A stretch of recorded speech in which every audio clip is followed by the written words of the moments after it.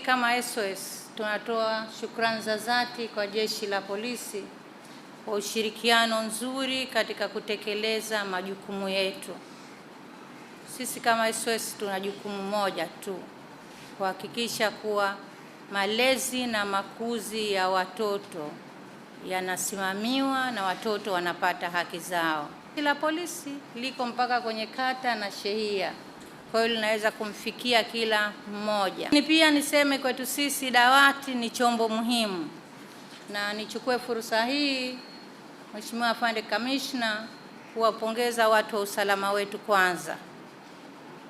Nikisema sisi kama SOS wametupaisha kwenye masuala ya utekelezaji na utoaji wa elimu kwa watoto, lakini pia kwa jamii.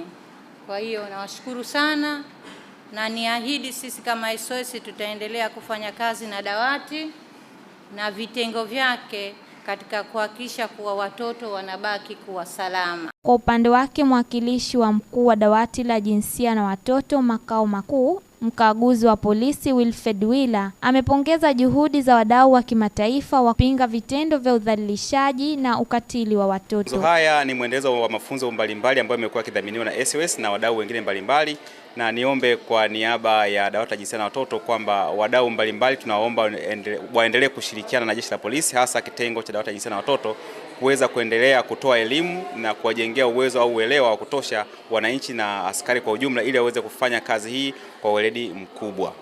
Lakini pia tunapoelekea mwaka 2026 tunatamani kuona kwamba Tanzania nzima makosa haya ya ukatili wa kijinsia na unyanyasaji wa watoto yanapungua kwa kasi kubwa, na tunaamini kwamba kupitia kampeni zetu mbalimbali ambazo tutakuwa tukizifanya kwa wananchi, basi wananchi wana uelewa mkubwa. Na niombe sasa wananchi wakipata tatizo lolote lile ambalo linahusisha dawati la jinsia na watoto au kosa la ukatili wa kijinsia au udhalilishaji au unyanyasaji, basi wasinyamaze kimya, watoe taarifa kituo cha polisi.